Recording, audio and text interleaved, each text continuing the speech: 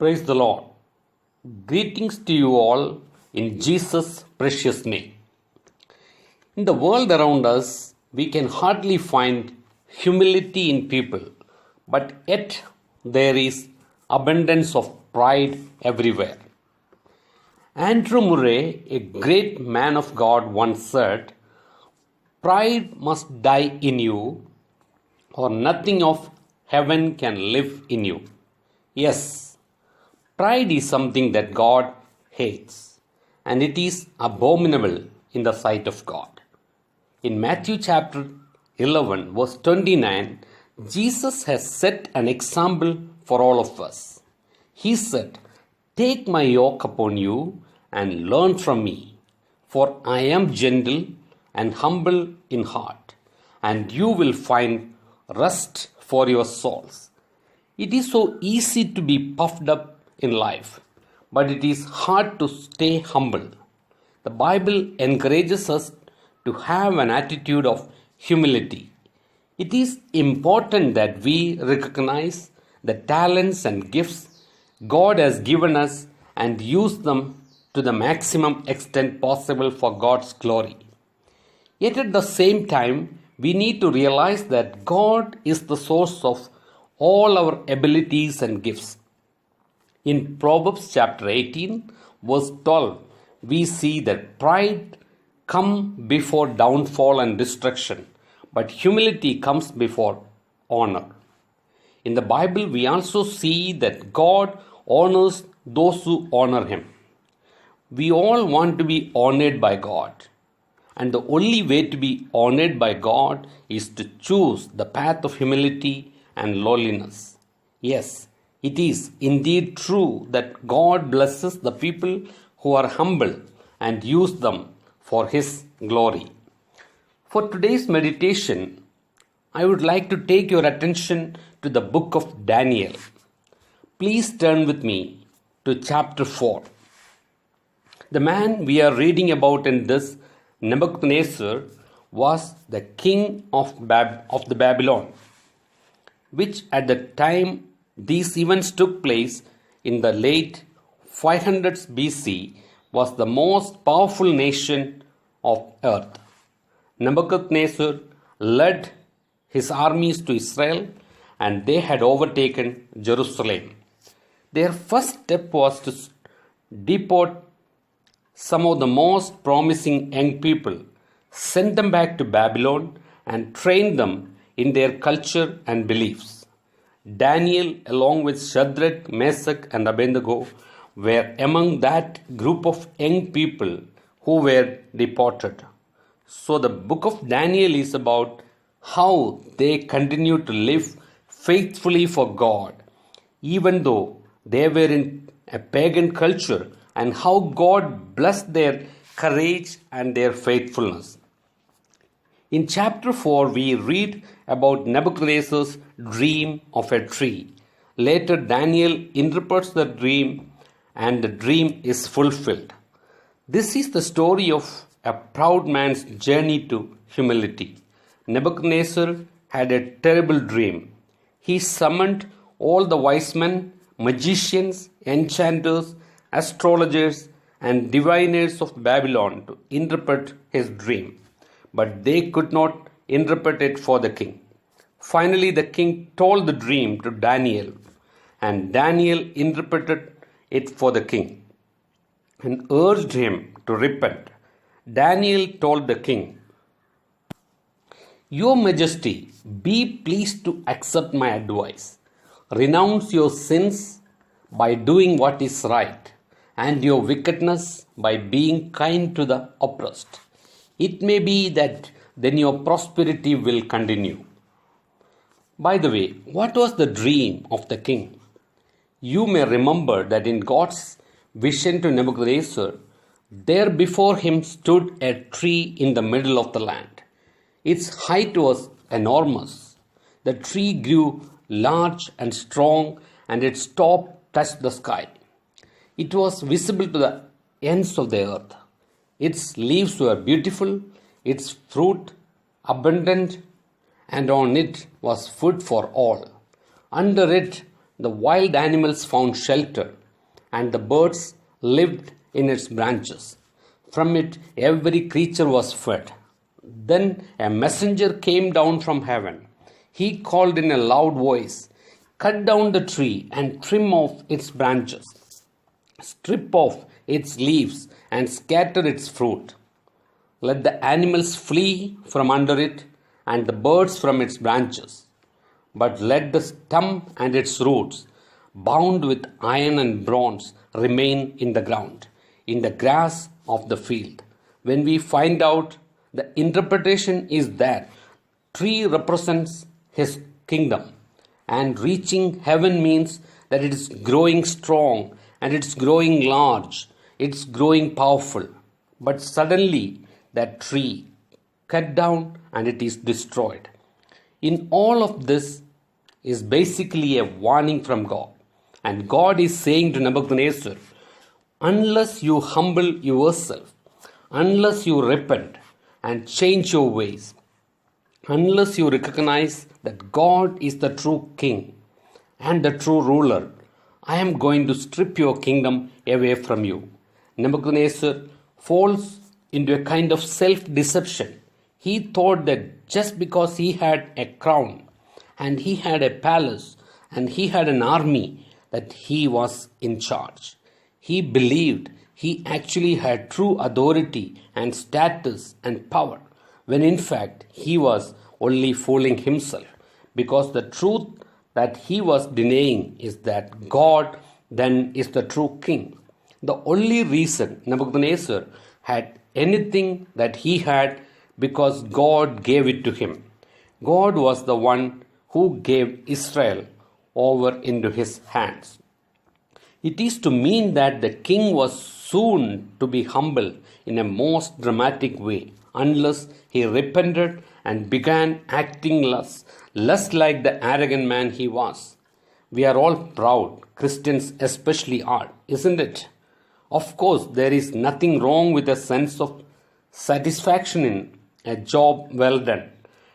But that was hardly Nebuchadnezzar's state of mind.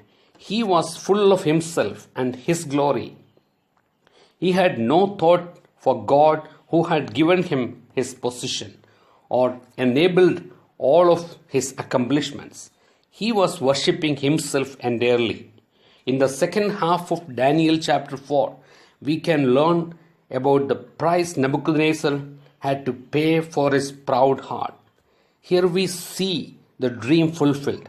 12 months later, as he was walking around the roof of the palace, probably leading a group of his advisors and friends on a stroll, looking over the great city Babylon, and he says to them, "Is this not Babylon the Great, which I myself have built as a royal residence by the might of my power and for the glory of my majesty?"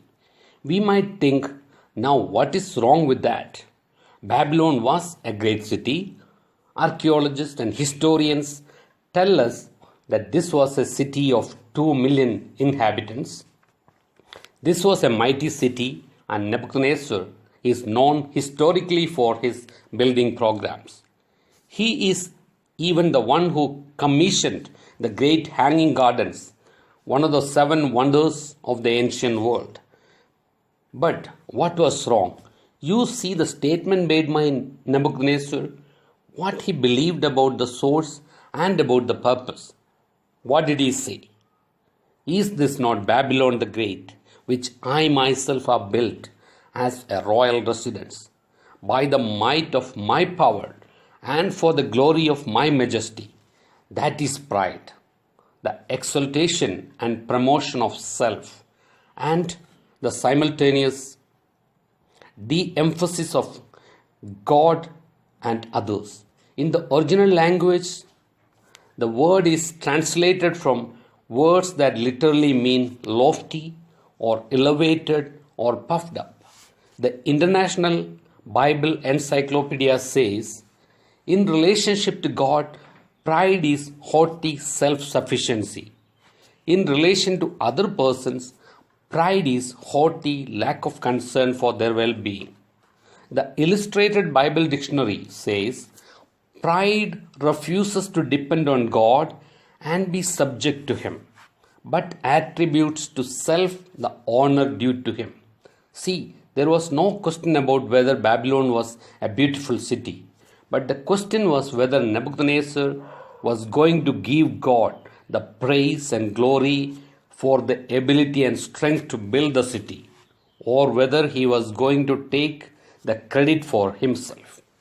Unfortunately, even though Nebuchadnezzar had ample opportunity to see and understand the power of God in the previous chapters, and even though he had clearly been warned by God in the early part of this chapter, he still allowed himself to be lifted up with pride.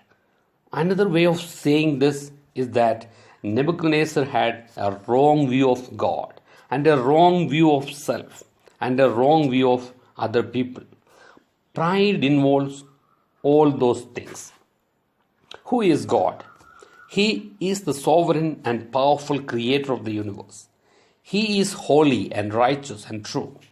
He is the King, the Lord and good shepherd. There is no one like him in the entire universe. Then the question is, who is man? We are part of God's creation, though a very unique part. We were made in God's image, and we were created for a unique purpose to subdue His creation and bring glory to God. Those brief statements clear up a lot. We are not God.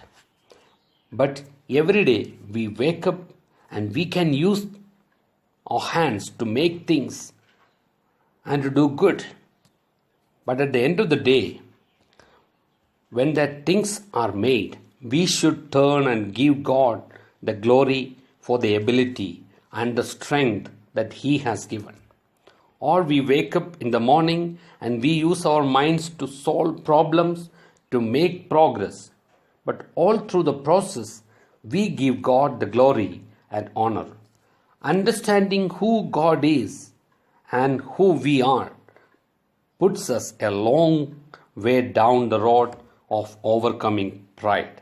The same is true when we understand the issue of other people.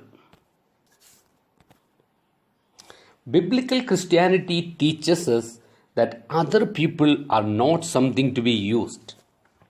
They are human beings to be loved.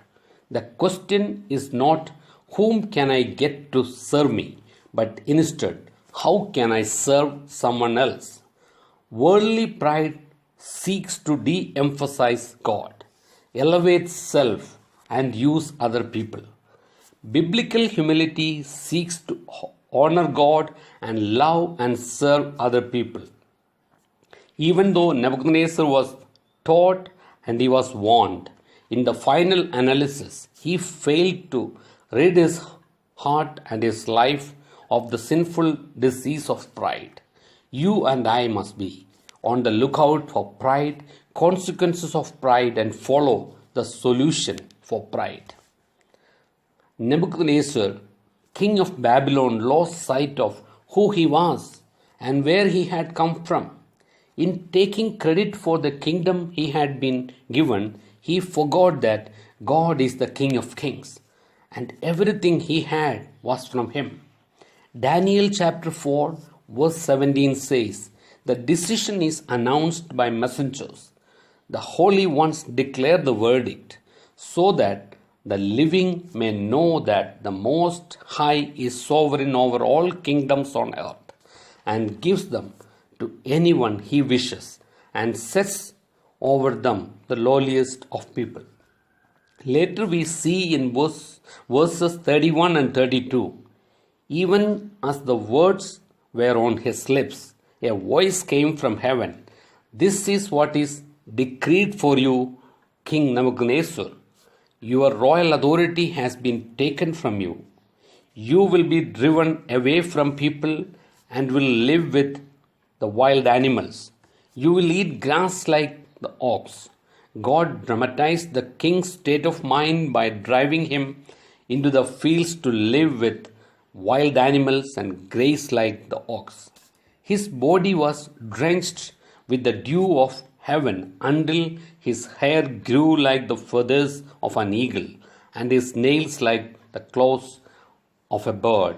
Finally, after 7 years, Nebuchadnezzar looked up to the skies, and his memory of who he was and who had given him his kingdom returned. With his senses restored, he declared, I, Nebuchadnezzar, praise and exalt and glorify the King of heaven. What about us? Who do we think we are? Where did we come from? Since we are inclined to forget, who can we count on to help us remember but the King of Kings? That is why, in the very end of this chapter, when Nebuchadnezzar is finally testifying his experience, he says in the very last verse that those who walk in pride, he is able to humble. Those who act proud, God humbles. That's the time Nebuchadnezzar learned the lesson we need to learn today. Nebuchadnezzar is a man who, unfortunately, like us, sometime at least we have to learn the hard way, don't we? What God wants us to know, and in this case, from King Nebuchadnezzar, who really learned the hard way about what human pride is, a very difficult thing to overcome, and unfortunately, God may try to warn us over and over again, whether it be pride or anything else, but in this particular case, pride. And when we don't respond ultimately, God has to do the humbling for us. Nebuchadnezzar had 12 months to humble himself. Judgment that was predicted came. Exactly what the word proclaimed happened. He had been told to listen. You are the tree, and you will be chopped down because your pride is just so great. God had to humble him. What happened to Nebuchadnezzar? Exactly what God's word says in Daniel chapter 5, verse 21. He was driven away from people and given the mind of an animal. He lived with the wild donkeys and ate grass like the ox, and his body was drenched with the dew of heaven until he acknowledged that the Most High God is sovereign over all the kingdoms on earth and sets over them anyone he wishes. Until he realized the Most High God rules over the mankind and sets over it whom he wills. Exactly what God says come to fruition, and man cannot stop it. No human authority can stop the will of God. We may think in our boast and arrogance that we can, but we cannot stop God from fulfilling His plans and His purposes. There is a big problem in our lives, and we are so self-deceived, so deluded into thinking that we sit on the throne, as if we are the king of our own lives, when in fact, what we need to do as Christians is to acknowledge God alone sits on the throne, and we humbly submit to that. But the real struggle in Christian life is that we want to sit on that throne. We want to wear that crown. We want to displace God as king. You know, this story is about so many things, but chief among them is about the kind of pride that God absolutely hates. The kind of pride He hates to see in His people. All that pride in us needs to be replaced with praise and honor for God. God goes to the extreme measure to humble pride people. Man is so full of pride and thinks he knows how to do everything, and tells God, we will let you know when we need you. So God has to sometimes go to extreme measures to tear down our pride. That's why God has been doing what He has been doing. Pride is man's biggest problem, and pride keeps us from coming to the foot of the cross because man says, I don't need it. I will do it myself. I will go and I will do this, I will do that. It is man's arrogance and pride, just like we see in many churches today. We don't need God. We know how to do everything. We can get it all accomplished on our own. And I think God simply sits in the heaven and laughs at us because He says, listen, I have given you all that you need, but God has to tear down your pride. Proverbs chapter 11 verse 2 says, when pride comes, then comes disgrace, but with humility comes wisdom. God wants us and He calls us for a change. This can happen to you and I. God can declare something to us and He can warn us. He wants us through His word. He wants us, and when we don't change and heed the call, judgment can surely fall on us. The king finally recognizes what God was doing, and hope was found because that is what the Lord promised. God crushed Nebuchadnezzar and broke his pride. It took him the humbling process to reach the point where he knew God was indeed sovereign over all the things. He has the everlasting, eternal kingdom. What does he say in verse 34?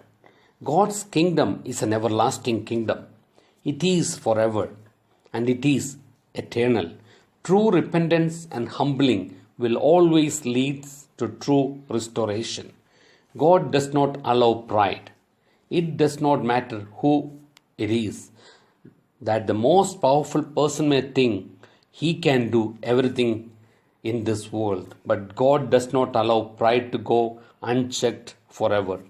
God does not allow man to walk in his pride and to take and steal any of his glory. My friends, God does not share his glory with anyone. I love this one quote, and its author is anonymous. We are never so empty as when we are full of ourselves, and never so fully alive as when we are full of Jesus. Let me say it again. We are never so empty as when we are full of ourselves, and never so fully alive as when we are full of Jesus. This shows that worldly success can drive us away from God. Have you ever thought about that? Do you know all things that we have in this life is from God and for the glory and the majesty of God? He gives us all things, all provisions, all the needs. They all come from God alone. If you want to be used by God, if you want to be a blessing to people, and if you are focusing on long-term blessing in your life, the only path is to stay humble, dear friends. In James chapter 4 verse 6, the Bible says that God opposes the proud but shows favor to the humble. I hope and pray that we all will be filled with humility and hence be lifted by God in due time, and that we would live our lives that honor and glorify God and be blessed by Him. God bless. Let us pray. Praise the Lord. Greetings to you all in Jesus' precious name. In the world around us, we can hardly find humility in people, but yet there is abundance of pride everywhere. Andrew Murray, a great man of